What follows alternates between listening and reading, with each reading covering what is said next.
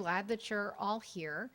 Um, it's been interesting to me over past 10, 15 years or so.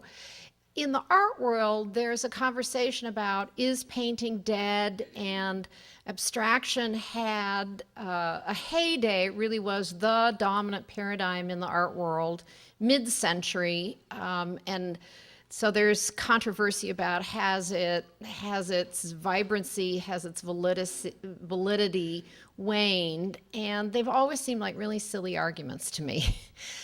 Somewhat creating a tempest in a teapot. And I guess I mention that because we have great evidence of how this tradition is thriving and alive and vibrant and still having real consequence in the art world, in the work of Odili Donald Odita, who's here to present. And yet I'm just welcoming all of you, happy that you're here.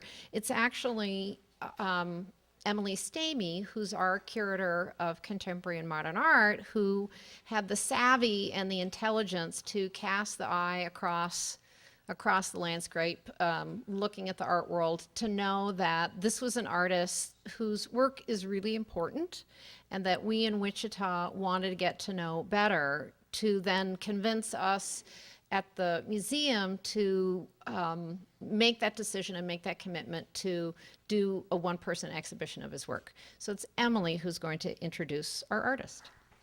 Hello. Our speaker tonight, Odili Donald Odita, was born in Nigeria and raised in Ohio.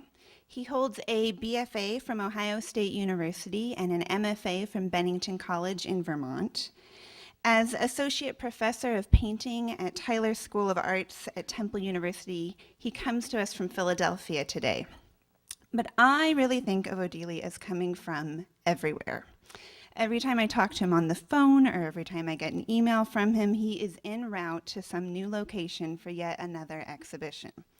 In just the last year and a half, and this is testament to how much excitement his work is creating, not just nationally, but globally, he's had solo exhibitions at the Contemporary Art Center of Cincinnati, the Studio Museum in Harlem, the Michael Stevenson Gallery in Cape Town, South Africa, the Center for Contemporary Art in Torino, Italy, the Institute of Contemporary Art in Philadelphia, and now here at the Ulrich.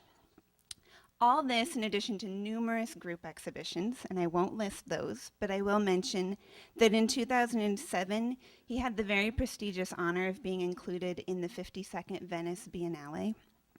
In the catalog for that international exhibition, the Biennale director, art historian, and dean of the Yale School of Art, Robert Storr, situated Odili's vibrant, colorful paintings within the broad context of Western European, American, and African abstract traditions. He wrote, and I'm paraphrasing here, Odili Donald Odita has set about rejuvenating abstract painting 100 years after its invention, and in the process created a culturally syncretic idiom that is all his own. We are very fortunate to have his paintings here at the Ulrich, and we are even luckier this afternoon to have him here to talk about his process and how this compelling work came to be. Please help me in welcoming Odili. Thank you very much. That was a really great introduction. Thanks a lot. I'd like to start with this essay here. This is my artist statement. I'll read it to you, and then I'll begin with a short introduction into the slides. I have a lot of images to show you. I'll go through them in a good amount of time so we can have lunch or snacks afterwards. But let me start with the essay here. Third color, third space. Color in itself has the possibility of mirroring the complexity of the world as much as it has the potential for being distinct. The organization and patterning in the paintings are of my own design. In the paintings, I continue to explore a metaphoric, I continue to explore in the paintings a metaphoric ability to address the human condition through pattern, structure, and design, as well as for its possibility to trigger memory. The colors I use are personal.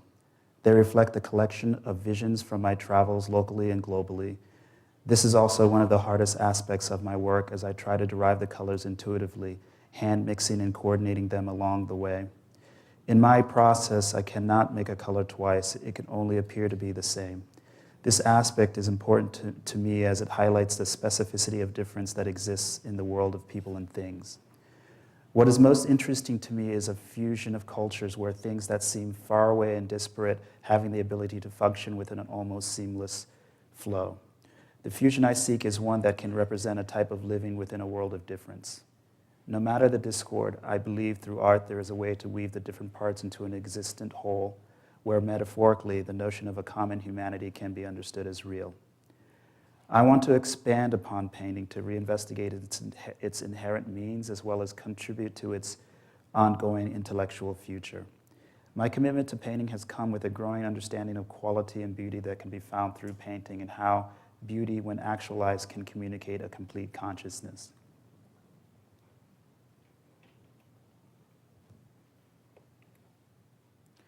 Here is now.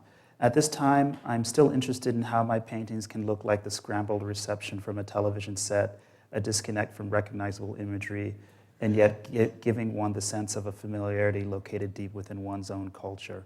In our overly mediated reality, I'm all too aware of television and its doctored way of transmitting the information we consume on a minute-by-minute basis, a type of socio-cultural information that can successfully influence us in the ways that we think, act, see, and feel within our environment. It is my intent to mimic this format through painting, but in my way, the subversion I wish to conduct is a type of communication that speaks of and for Africa. African culture is so integral to Western culture, and yet the continent continues to exist as a region denigrated in the mind of the entire world. I wish to rechannel the negative thinking around Africa, speak from the center of its presentness, and expand upon what I know and understand about the history of this amazing and unquantifiable place. Okay. So as Emily said, I was born in Nigeria, and I left Nigeria when I was 6 months old, right at the start of the Biafran War. My parents were able to flee the country before the airports were shut down at that point in the 60s.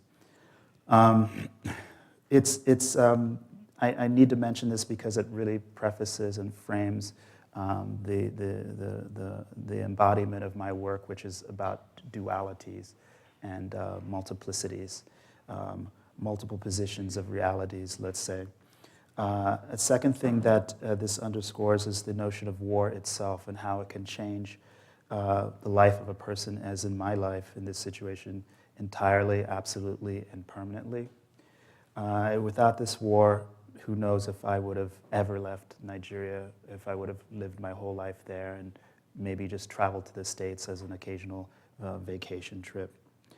But definitely this experience of having these two positions of growing up in the States, in the Midwest, in Columbus, Ohio, but in a Nigerian bubble of a household with all the values maintained, the foods as much as possible being made for us that we ate almost daily, between hamburgers and hot dogs, things like that.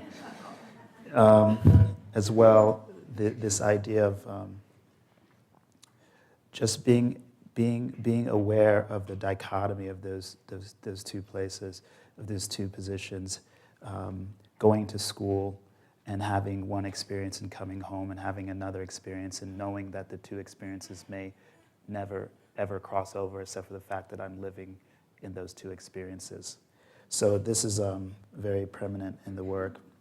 My father, Okuchukwu Emmanuel Odita, is an art historian, a historian of African art and archaeology at The Ohio State University.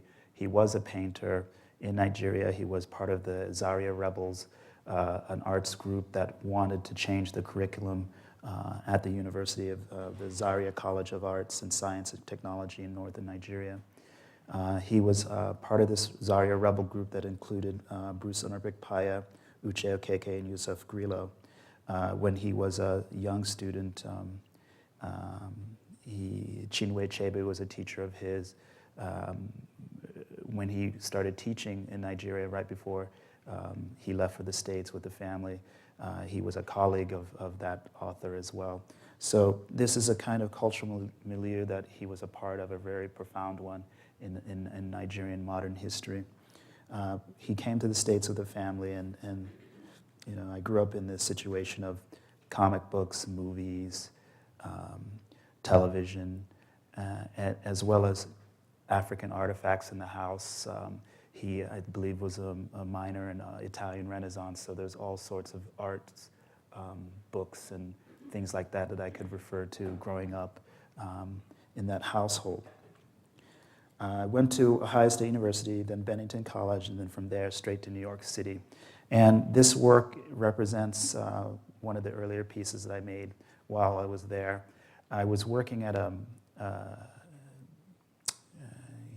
it's a factory basically. We're making computerized embroidered logos on polo shirts for this company called Stitch King. And so we were working on CAD design and CAD programs. And it was the beginning of it all in the early 90s. We were working with a program you might be familiar with, Photoshop, but Photoshop 1.0, Adobe Illustrator 1.01. So it was at the beginning of it all.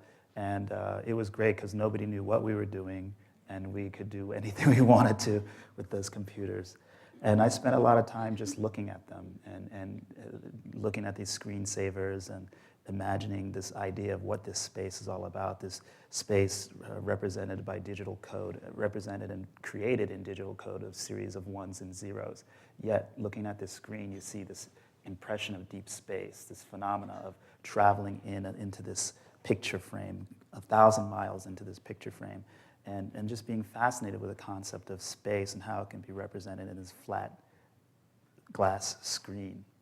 So these early paintings were reflective of that notion of wallpaper, of the end of painting, of modernism, the end of modernism, of the frame, and all of these sorts of things. So you can see in this painting here how it starts with the yellow, goes down to this, through the green to this dark red, and starts again with the yellow, because of, again, reflective of these ideas of tiling, of the idea of the end of worlds. Where does the world begin again after the world ends? The world being the frame of the canvas itself, the modernist frame of reality, what exists outside of this frame when you reach it. So this is also the idea of these pointed shapes starting from one end, reaching their maximum on the other side, and then coming back again as another color. In essence, I'm referring to this frame, this center space, and what this center space means, say, culturally, sociologically, culturally, and primarily aesthetically. Here's the next one, Changes. And this painting, just use it to show you what I'm trying to do also in the way of mixing different spaces. If you look at the painting and say you make the dark blue a background behind everything as the background plane, you have a series of 3 colors on top of it. Then let's say you take the orange and make the orange the background for the entire painting. Then you have a whole nother series of colors on top of that. Then vice versa with the yellow, you have another series. And then same with the light blue, you have a 4th series. So in essence, I'm trying to create this fusion of different planes, of different consciousnesses and realities all into one space. And that's the beginning of this notion of creating this multiplicity that I was experiencing since I was very little in the States. And then the projects ended for a while, continuing painting through graduate school. In those paintings as well, when I was a graduate student, I'd had all sorts of stuff in the paintings, and I wanted to just reduce myself to the basic essence of things, almost just basically to get naked in the painting, and that's why those were made with house paint, just the most basic means of making paintings. So from '91, I started that project, and then I ended it temporarily, because I'm still, we have these paintings here, but I ended it in '93. By 1993, I stopped painting, and was only primarily working on multimedia-based, photo-based projects and artworks, because I wanted to get into a space that was more direct for myself, more, let's say didactic, but really more specific about the things I was experiencing in New York and experiencing just living there. Identity politics was very much part of the air in New York in the early 90s and mid 90s, and I wanted to be more specific about my experience in New York and just what it all means, what it meant to be an African in America and an African in New York. This piece is called End or Fen. It's a play on the word end, fen meaning end in French, but also the word endorphin, which is part of this notion I had, these notions we had with this idea of the death urge or the death struggle. And in this piece is an image of a dancer, Bill T. Jones, split in half with a target in the center. It's a very small piece, actually. The original, it's a photocopy of the dancer.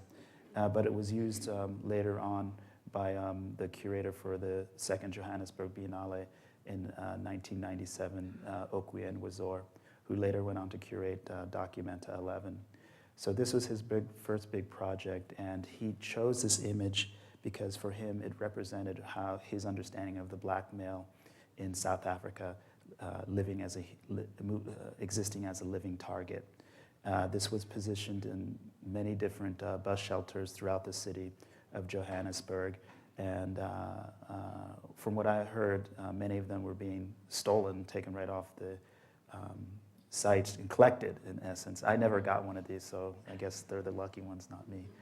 But yeah, these were positioned in different places. And then I also did another painting was turned into a billboard in the same exhibition, the second Johannesburg Biennale. That one was called Off Center, and it was used as a billboard in the city off the highway. Another project, a key project I did at this time, was this piece called Authentic African, which is one of the pieces is in the collection of the New School for Social Research in New York City. But this is an image of 4 different African types, this authentic African, and it's essentially a question of authenticity.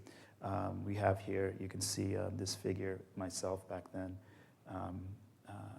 with this dashed outline around him and this yes and no bubble pattern, bubble underneath the figure. And what I wanted to do was sort of mimic this kind of school, this school test format, because essentially this question was something I was experiencing in America, and I felt this was really an American question only, but I've learned that recently as 2006 that it can also be an African question or it can be a European question. But I grew up understanding this only as an American question. When kids found out that I was from Africa, from Nigeria, they would ask me, and kids being kids, ask me silly questions like, when you go to school, do you have to jump over snakes and run past a lion to get to the school door? And so, you know, these are funny. You know, I laugh now, but I didn't then. I was very little. So, yeah, it's this question of authenticity, and I have the prince, the businessman, the soldier, and the poor boy, and in all of them, you ask yourself, is this the authentic African? Yes or no? Then by 1998, I started to paint again. I went to this artist residency called Art Oh My in upstate New York.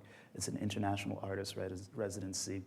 And I brought all my cans of house paint and went gung-ho.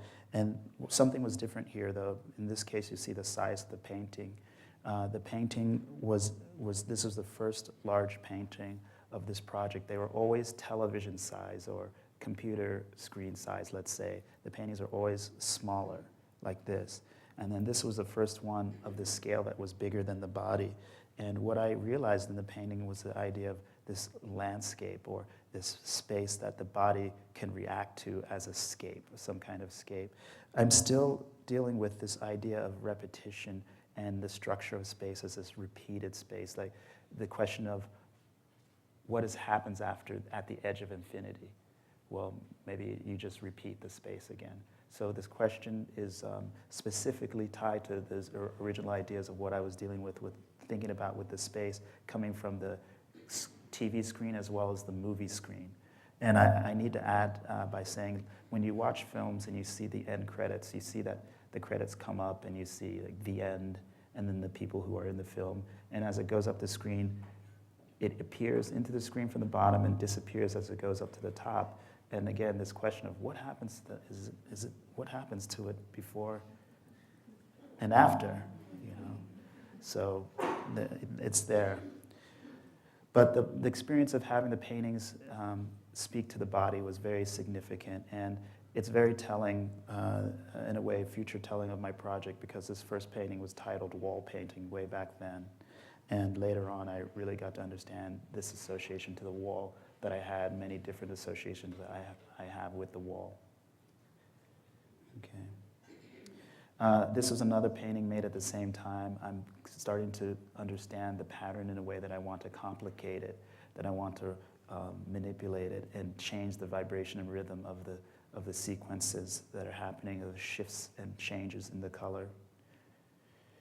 This one, again, I'm opening up the space into another space. Actually, you know, looking at this now, it makes me think of Van Gogh. There's something really amazing in Van Gogh in the way that if you look at his paintings of his trees, particular paintings, and you see the scene with the trees, and if you look into the trees, it's like you're looking into another space, actually, and entirely into the painting. And you just take a look at them, you'll see that thing, or the trees are painted a different kind of color. And they actually create another atmosphere which seems to be behind the scene you're actually looking at. And it's like going into another world. And that's, again, this thing that I understand and with what I'm trying to do in these paintings. You know, the shapes also are speaking towards ideas, like in comic books, you have the thought bubble coming from the individual's head. So it's this cone of action and of event and of force and movement. This piece is called Mirror, and this was done in Białystok, Poland, in an exhibition, a group exhibition I had there. And this piece is significant because it's actually made of pigment, and it was made on site. I had no idea I was going to make this piece there while I was traveling, before traveling there and so forth. But I saw a mirror in that shape in the closet somewhere, just laying against something, and I don't know what it was. I just picked it up, and I wanted to do this. I picked it up, put it against that wall right there, drew a circle around it, taped it off, and then rubbed this pigment, very tactile-like, into a binder of wall paint, right into that spot, took the tape off, and I had this thing. And you can kind of see some texture in it, and what's fascinating about this material is it has a very quality of looking like skin in the way that it's rubbed on there, and also like as if it's atmosphere or spatial type of pictorial space. So this thing was important for me because it was about situating myself as real in this place. I'm in Poland, I'm in Białystok, Poland, I'm in the east of Poland, right near Russia, an African, and I'm putting myself figuratively, literally into this space, rubbing something as if it were myself into this space and fixing myself into this space. And that's important for me because as I see Africans around the world, Africans are part of this diaspora, I see them as somewhat essentially homeless in the sense of always moving, you know, always on the move, never at ease wherever they are.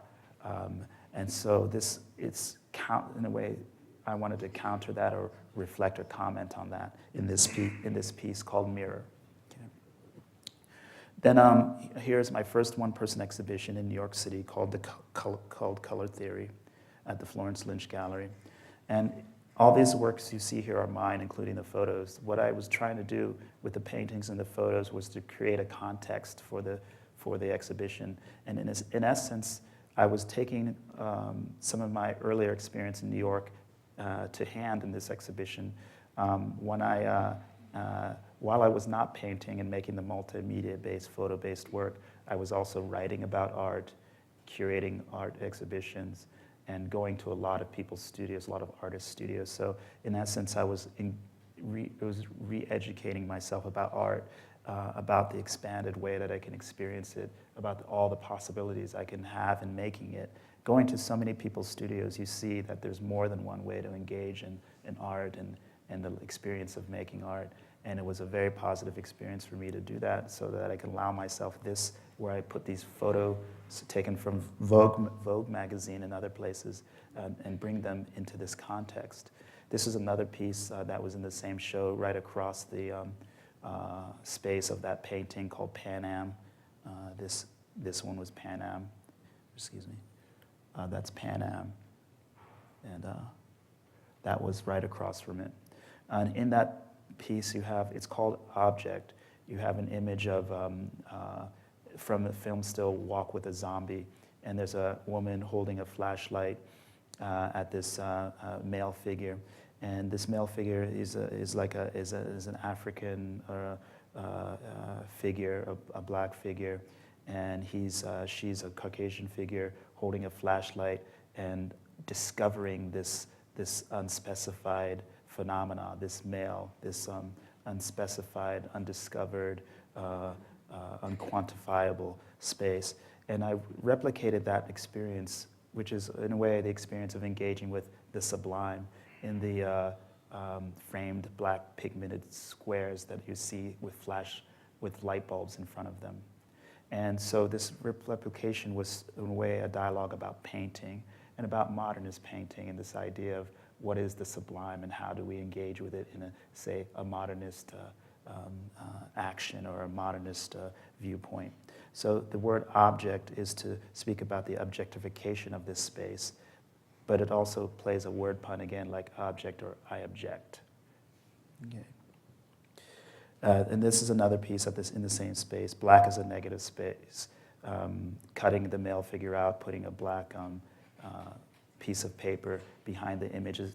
This actual image is this big, but I blew it up extremely large for the exhibition, taken from the pages of Vogue magazine. And so that in that show, again, I'm curating myself as I'm done here. This is a project that I extended upon the color theory show into this show called Odysseys, in this exhibition called Transfers in St. Gallen, Switzerland. And some of the pieces you'll see will look familiar as I go through it, but I had this piece called Family Tree, which is in essence like a film strip. And the two images in the center are a boy and girl, brother and sister. And then these two images down here, you can see them down here, and they repeat in different places, or like mother and father, or sculptural objects or sculptural artifacts. So in a certain sense, I'm using the sculptural artifacts, the mother and the father, as, in essence, the past, and the young boy and the young girl as present and future. And another interesting thing engaging this piece was to look at the sculpture as portraiture, in the sense that when you actually are able to locate the regions from which these masks, these objects come from, you can actually look at the people and the objects and realize that they look just like the people from which they're made. So in essence, this is portraiture. This is public portraiture. This is the depiction of the people or who made that work. So in essence, it has the same intellectual merit and validity of portrait painting, if you want to look at it like that, rather than just some anonymous kind of shamanistic magic force thing. It's really an object depicting the peoples of a region, and that's very interesting to me to understand, to have learned that in the process. So the camera view spins around the room. You see the front of the room, the entrance. This was the terrain of difficulty. This was a lot of mulch, large clumps of mulch stuck on the ground. I wanted to have that at the entryway, to have a way of transforming the viewer as they began their journey into this space. That's why I call this show Odyssey.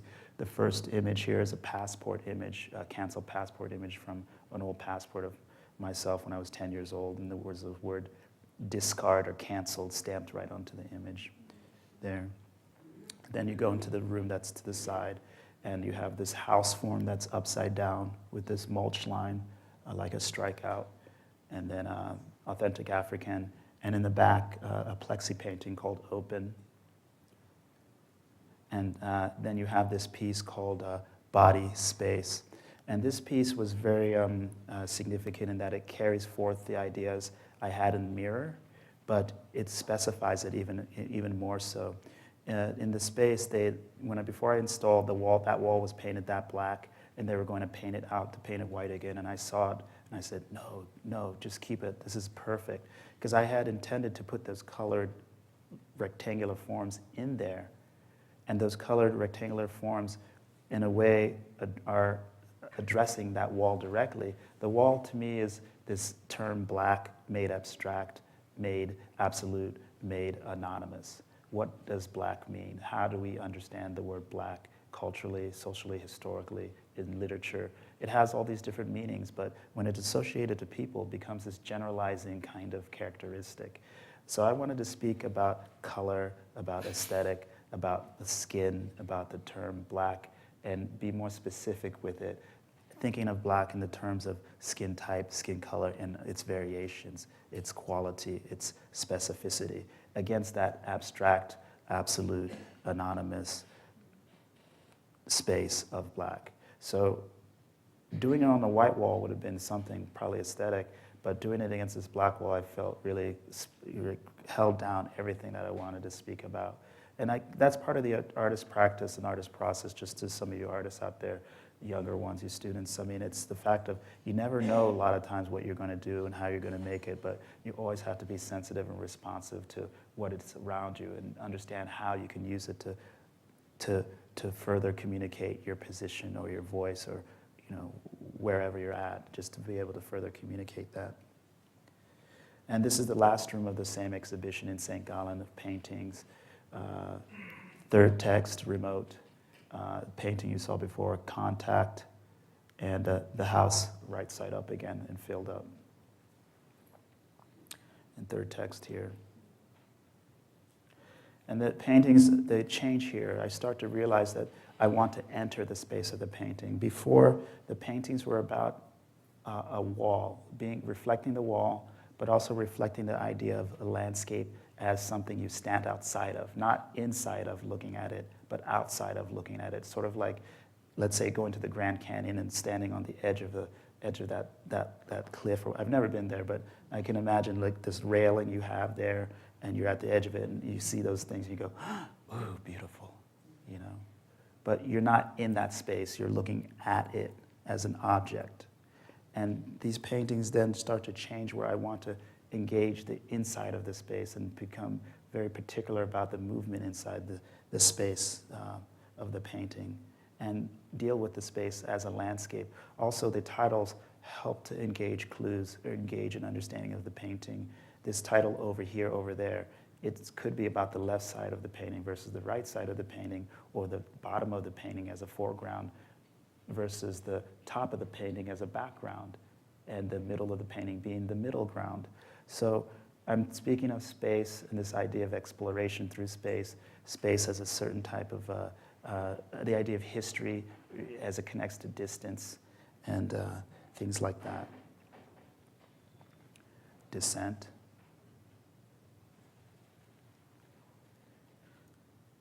And I wanted to show these objects. These was still working on in a certain way with the paintings, as you see the date there.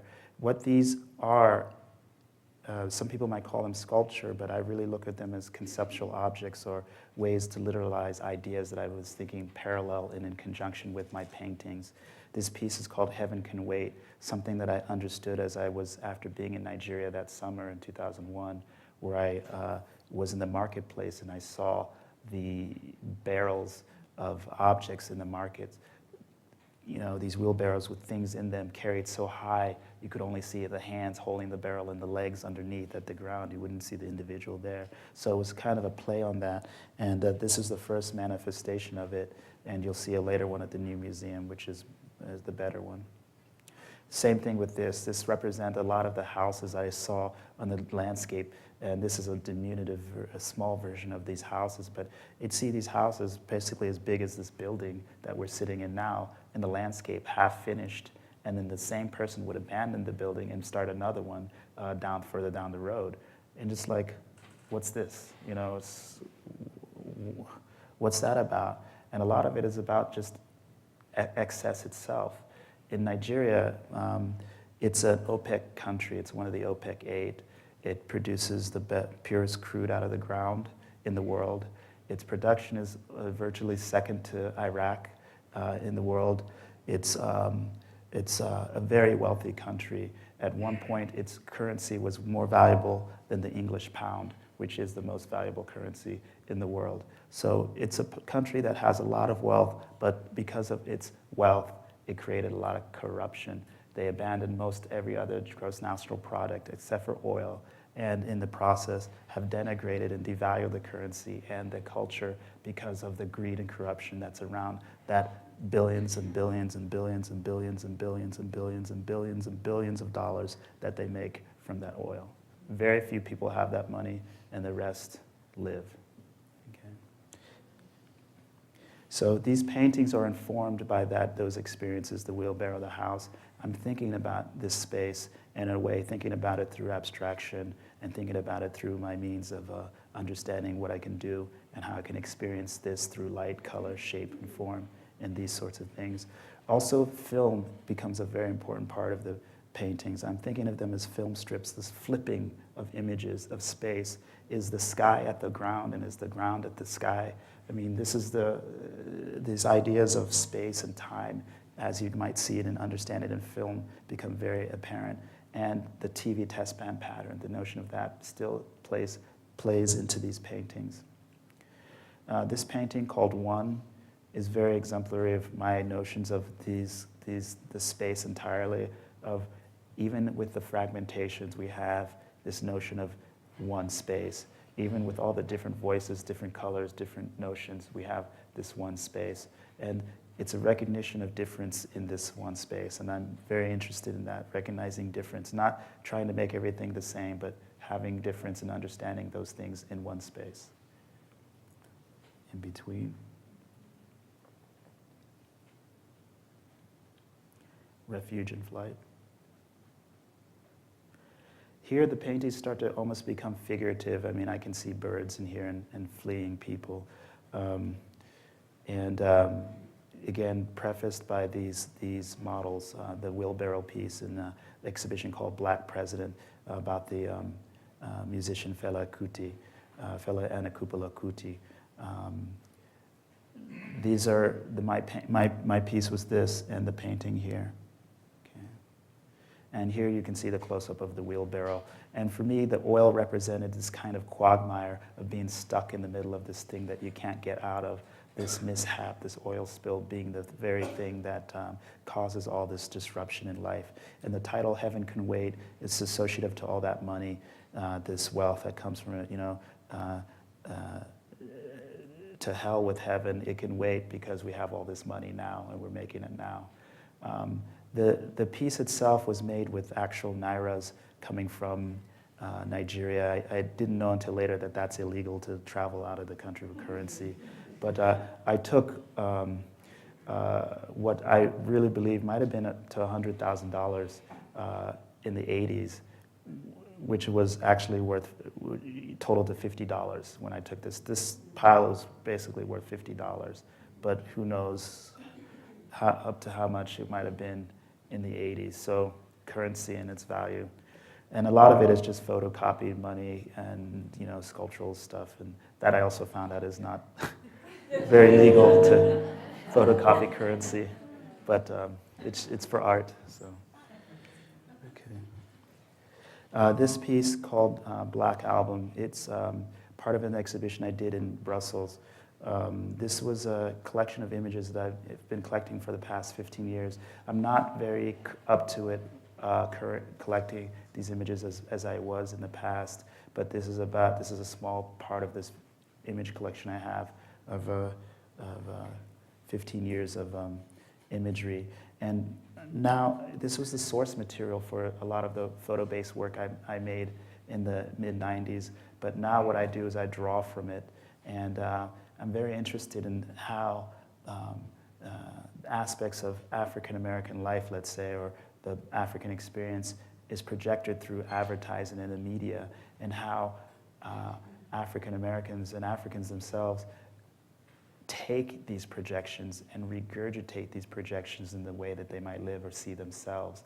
And it's very interesting to understand that these projections are defined by a small elite few from Madison Avenue that quantify the Black experience and put it through in this way, transmit it through in this way, and then people take it in and say, yeah, that's me, or yeah, I'm like that, like Captain Morgan, and all this sort of stuff. And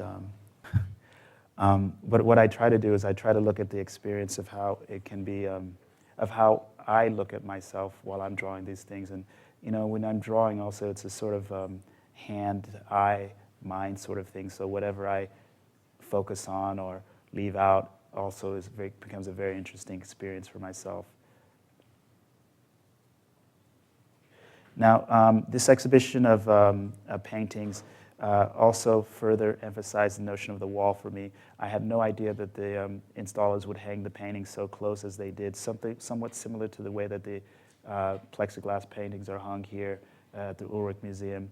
But these large-scale paintings really made me aware of the potential of the wall and started to bring back to my mind the idea of the wall and how I had them in place for myself, how I have this relationship with the wall and the paintings, and to put it in the center of my mind again.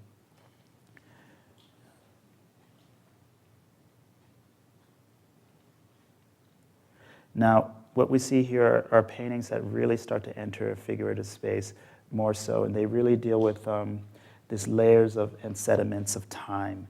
I'm really, here, for me, what I saw when I made this painting were birds, these kind of black birds, blue birds flying through space.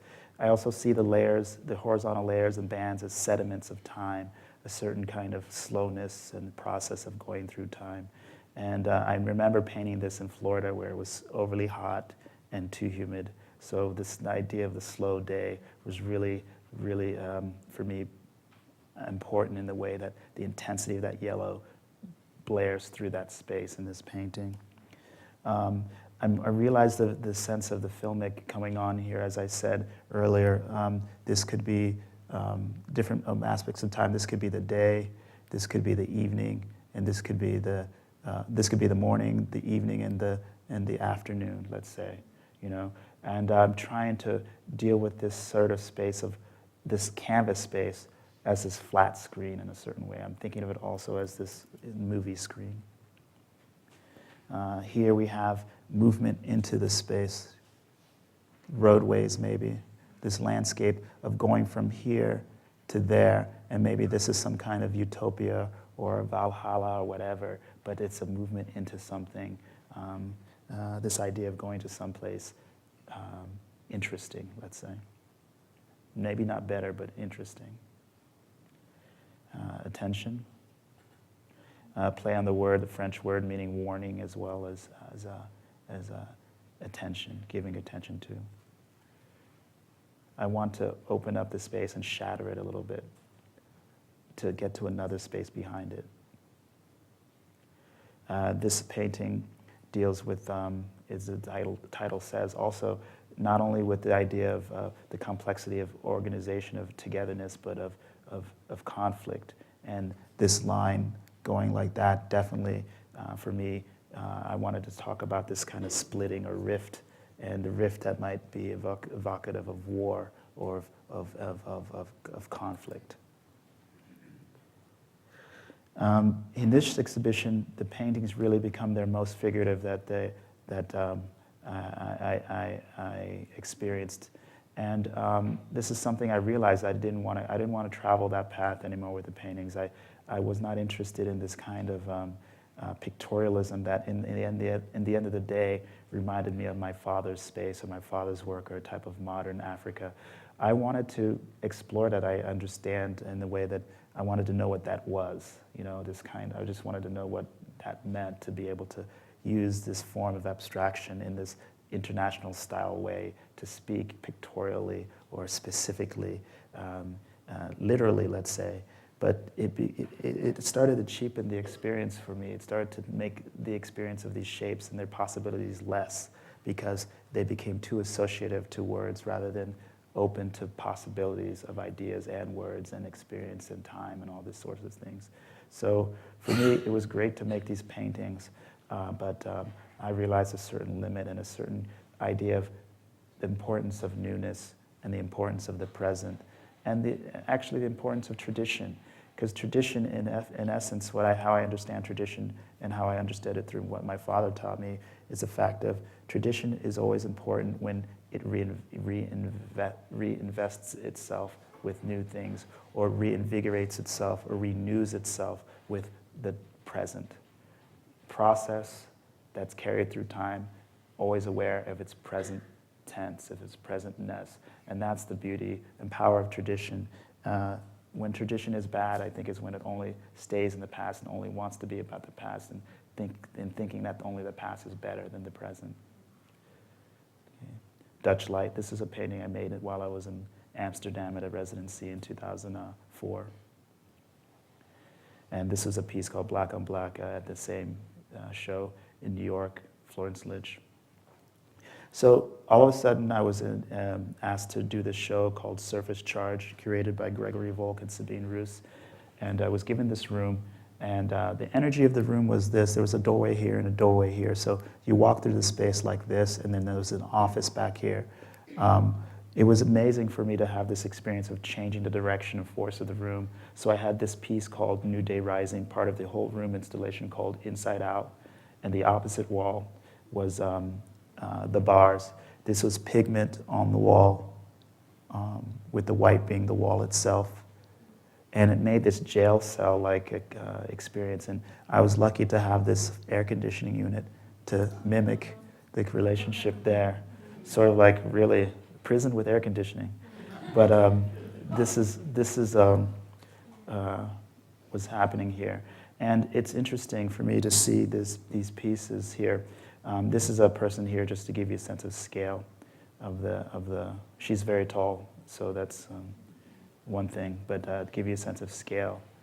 But here again, the doorway of entering into this space, being able to enter the space literally, but also as a phenomena to enter that space, and the idea of going out, of becoming free, or this other space of being inside this black and white space, color as a certain type of freedom, the absorption of color as freedom, and living in a black and white world as it's this reality in prison bars. So, okay, you see the paintings, they go through these different spaces. This is in a show called Distant Relative, Relative Distance, that started in Cape Town in their old gallery there, and ended up in Johannesburg at the Standard Bank Gallery. And my painting is the back, and this front piece is an artist, Bartholomew Togu. This is his whole installation in front with the artist laying on the bricks right there. Okay, and then these are some paintings that come afterwards, where I'm starting to focus again on abstraction, or abstraction in this context that I'm dealing with, which bridges these cultural perspectives and sensibilities. The painting that we have upstairs, or here.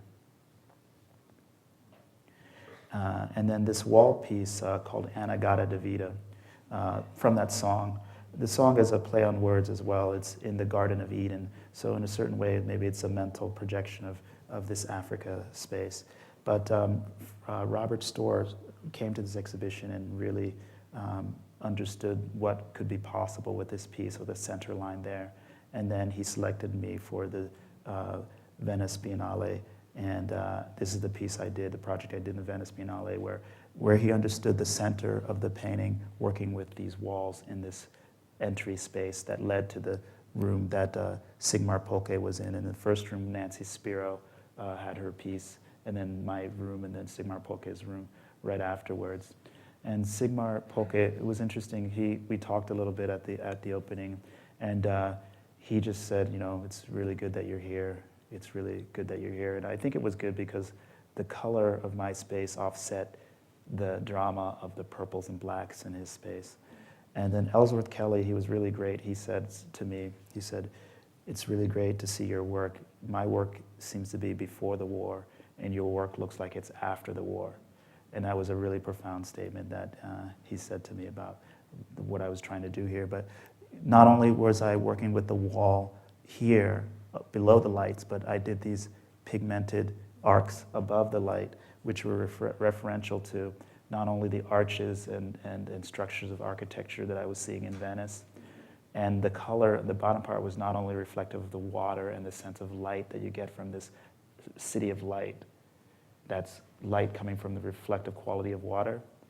It was about this idea of ancestry, of arcs of light, of ancestors, of time and evolution. The colors in the space multiplied and moved in different ways. The top part, I had 8 walls essentially. And there are 8 different colored arcs up there. And if you notice, the color here to here is the same. The color on this wall is the same as the color on this wall, but each wall you would look at, you would see the color would be similar to your back. So you'd never have the same experience twice. You'd have to spin around the room. And there was this idea of spinning that I wanted to create in the room as well.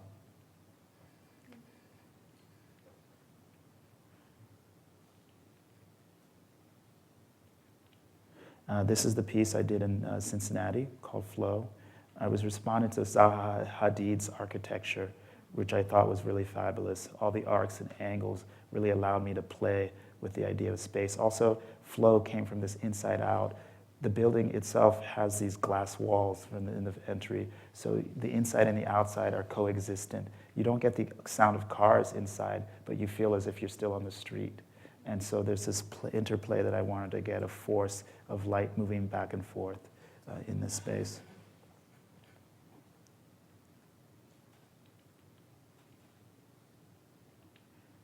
And the rush of speed with the traffic was also part of the power of the work and how it situated itself throughout this place.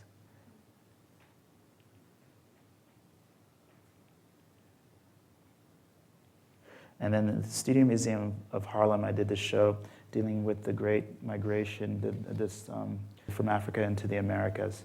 And the titling of the show was very important to me. It's sort of like Equalizer. I love it. For the Studio Museum of Harlem, I've always wanted to be able to do a project there. I was able to do this project where it dealt with this story that I've always thought about what my story in essence, but this story that's a very particular story of African Americans coming to this place to become African Americans, and what it means, the violence that comes from that started at the beginning. This first wall being the beginning experience of this explosion from the center, this expulsion from the center of these black lines as a force and power being exploded away.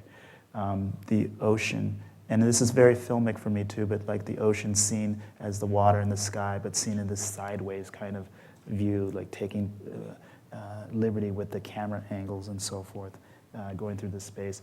There's a serialization that comes from comic books, and this type of experience I understood reading comic books for the years I did as a kid. The sense of the splash page as synonymous to the experience of the movie screen, and this kind of big explosion here of this Atlantic Ocean type of space of water, turgid water, and the sharp angles of water, this teeth and treachery happening at once. And then this position here of coming to this, what I called in my mind the Americas, this cold landscape here, this muted type of pastels representing a type of colder experience, and maybe a dream or desire for another experience, a warmer, more space full of a type of a lush light. And then this final wall being the wall of possibility, where figure and ground merge, where there's this idea of being able to be existent in part of the environment that you live in. Maybe the African American idea of being part of this fabric, and ultimately, I believe within the African American experience, being Americans. I think that that's kind of a profound idea, and when I think of it too, this notion of African-American, and the idea that it's important to specify the origin, but to know at the end of the day that one is American. And this is maybe a great experiment in my mind. I think of it as a great experiment of what happened to the Africans in this, from slavery and the initiation of that in world history, and having this group that landed here and were slaves for a number of years, how in the end of the day, with hope and possibility, this group becoming, and certainly are, an important fabric of this culture and this climate called America. And so it's something I'm still thinking about and so forth, but definitely I wanted to represent that in this wall, this integration of figure into ground.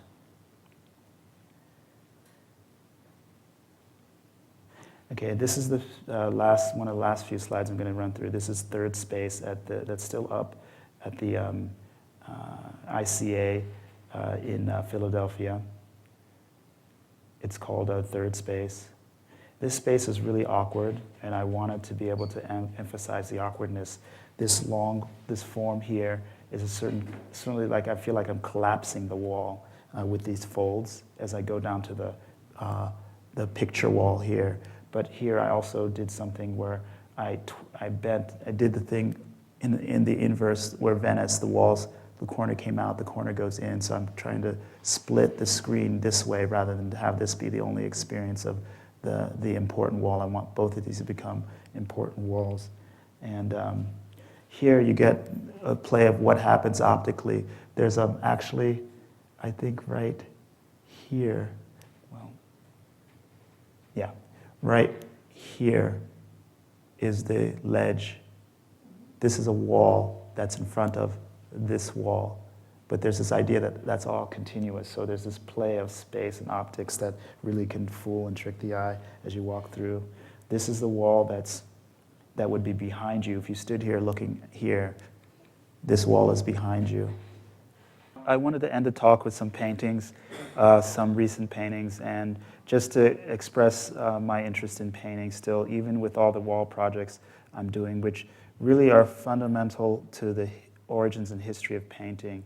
Painting was first done on the walls ever before being done on canvas. Canvas was just a means of, or the stretcher, paintings on a stretcher frame or a frame, was just a means of porting the paintings from, say, one house to the other. Aristocracy, people like this, rather than having to save the bricks or save the wall to rebuild the same house, it was easy enough just to port the paintings on a framed structure. The same thing with churches, the ease of having a painting made on a framed structure and inset rather than put straight again to the wall. So the wall paintings, which at first were problematic for me in my thinking because I'm coming from painting, dealing with canvas and this sort of thing, I thought from the start, maybe painting on walls is an easy thing, it's a cop-out or something like that. But over time, I've learned that it's not, again, the origins of it, painting on the wall, but the fact of seeing other artists work on the wall and actually understanding quality, it makes me realize that there's something that's happening that I'm engaged with in my own project, and maybe what seems natural has been built over time through investigation, and I'm still learning all those things, but definitely it's about space, color as space, and understanding how when the paintings go to the wall, they really directly interact with space and bring the idea of the notion of the person's body and space alive with the space. And coming back to painting on canvas, realizing that that is the same thing.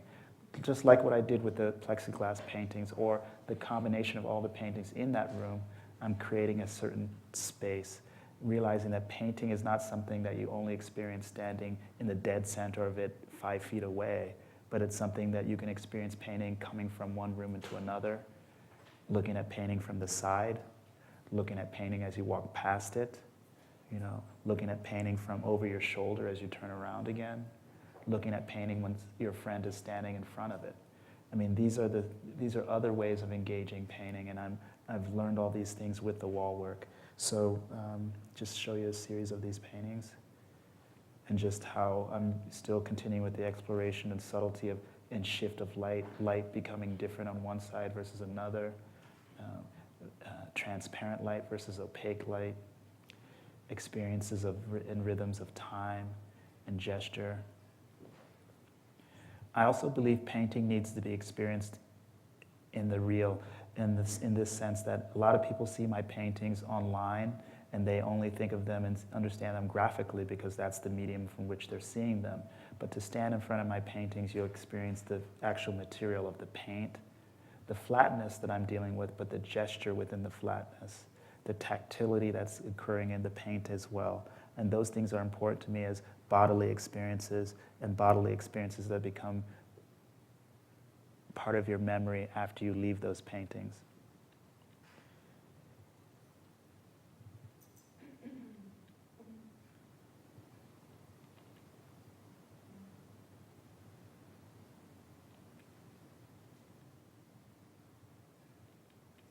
The paintings are starting to take on more and greater emotional intensity for me, and I'm understanding that through the timbre of light and color, sort of like a musician going soft with the drums or loud with the horn, things like that. It's very important to me to be able to control the color in the paintings to try to affect attitude, experience, gesture, statements in the different parts of the painting.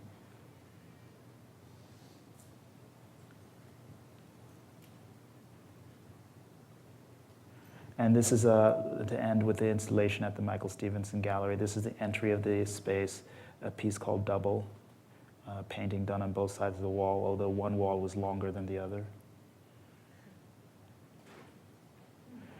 Painting called At the Edge of the World. It's a room-sized painting. If you were to stand in the space, you're this tall.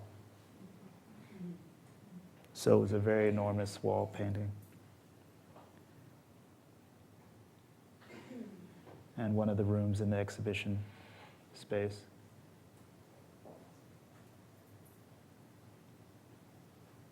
And space becomes, again, important to the fact that not only is the space within the painting, but the space around the painting becomes active. Realizing how much space is needed by the paintings because of the power of the color and the content of the color. That's it. Okay. Thank you.